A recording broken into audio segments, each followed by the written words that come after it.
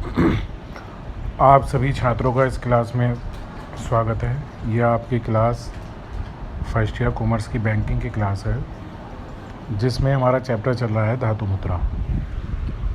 अब तक हमने इस अध्याय में धातु मुद्रा का अर्थ, परिभाषा, उसके गुण दोष पर चर्चा की है। आज हमारा टॉपिक है धातु मुद्रा की ढलाई या टंकण, यानी धातु मुद्रा को किस प्रकार तैयार किया जाता है, उसे धातु मुद्रा की ढलाई या टंकण कहते हैं। किसी धातु से सिक्के बनाने की क्रिया टंकण या मुद्रा ढलाई कहलाती है। यानी सिक्कों के निर्माण की विधि को हम मुद्रा की ढलाई या टंकण कह सकते हैं। मुद्रा की ढलाई या टंकण में निम्न बातों को शामिल किया जाता है, जैसे निश्चित शुद्धता की संबंधित धातु तैयार करना, धातु को निश्चित तौल के टुकड़ों में बांटना जिससे उनका वजन समान रहे, इन टुकड़ों को निश्चित आकार प्रदान करना जिससे अलग अलग आकार के सिक्के ना बन पाएँ, टुकड़ों का निश्चित डिजाइन बनाना। जैसा आप देखते हैं 1 रुपये का, 2 रुपये का, 5 रुपये के जो सिक्के हैं उनके अलग अलग डिजाइन हैं, और उन पर राज्य चिन्ह अंकित करना, यानी देश के सरकार की मोहर, जिससे जनता को विश्वास हो कि ये वास्तविक सिक्के हैं जो मुद्रा के रूप में स्वीकार किए जाएंगे, और सिक्के का मूल्य, टंकण वर्ष आदि अंकित करना, किस वर्ष उस सिक्के का टंकण हुआ है, उसका मूल्य क्या है। इन सभी बातों को हम मुद्रा की ढलाई या टंकण की क्रिया में शामिल करते हैं।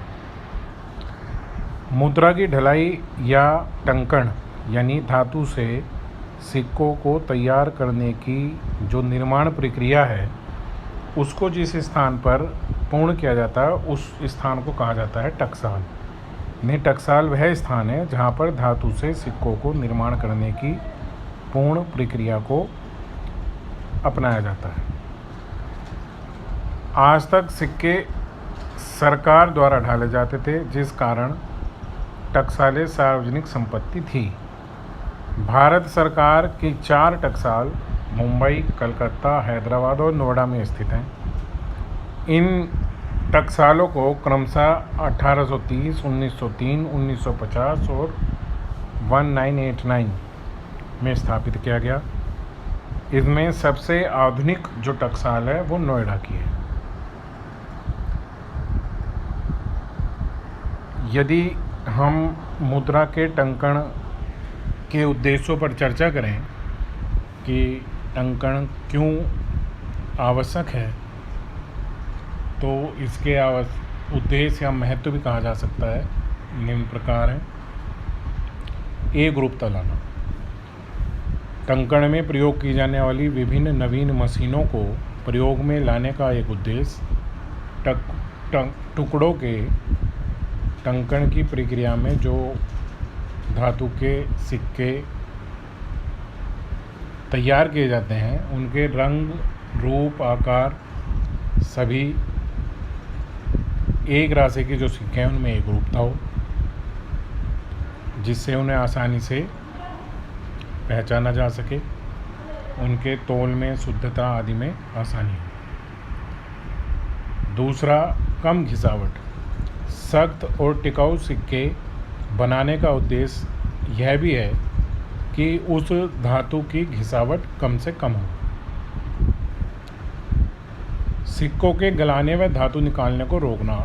सिक्कों को टंकण प्रक्रिया में ढालकर इस प्रकार से डिज़ाइन किया जाता है जिससे उन सिक्के के टुकड़ों को, धातु के टुकड़ों को जिन्हें हमने सिक्के बनाया है, उनमें से ना तो धातु को काटा जा सके, ना उसको गलाकर धातु निकाली जा सके।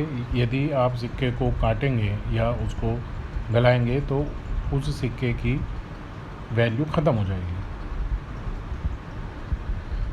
सिक्कों को कलात्मक, सुंदर और आकर्षक बनाना जिससे जनता उन्हें खुशी खुशी स्वीकार करे और अपने देश की संस्कृति और प्रगति का आभास हो, ये भी एक उद्देश्य है। जालसाजी को रोकना, टंकण प्रक्रिया में जब धातु से सिक्के तैयार किए जाते हैं तो सिक्कों पर ऐसे चिन्ह अंकित किए जाते हैं जिससे जालसाजी को रोका जा सके और जाली सिक्कों का प्रचलन ना हो सके। प्रयोग में सुविधा, सिक्कों का भार आकार सुविधाजनक हो जिससे जनता आसानी से धातु मुद्रा में प्रचलित सिक्कों को एक स्थान से दूसरे स्थान पर लाए व ले जाया जा सके और आसानी से इनका प्रयोग कर सके। सरकार को आय प्राप्ति, सिक्कों की ढलाई से सरकार को आय प्राप्त होती है। इसे मुद्रा ढलाई का गौण उद्देश्य माना जाता है। मुख्य उद्देश्य तो देश में मुद्रा व्यवस्था को भली भांति संचालित किया जा सके, यही उद्देश्य होता है। ये मुद्रा ढलाई या टंकण का अर्थ, टकसाल क्या है, टंकण के उद्देश्य क्या हैं, इन बातों पर आज हमने चर्चा की है। आगामी क्लास में हम जो धातु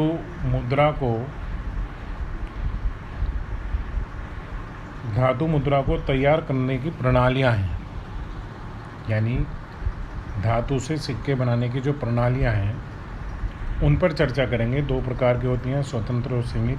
स्वतंत्र के फिर अलग अलग भाग हैं।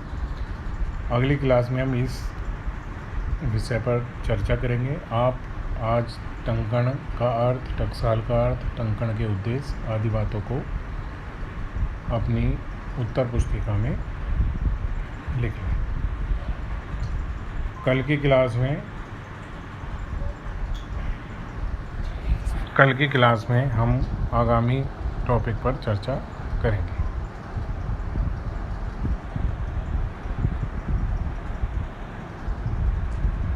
Thank you students.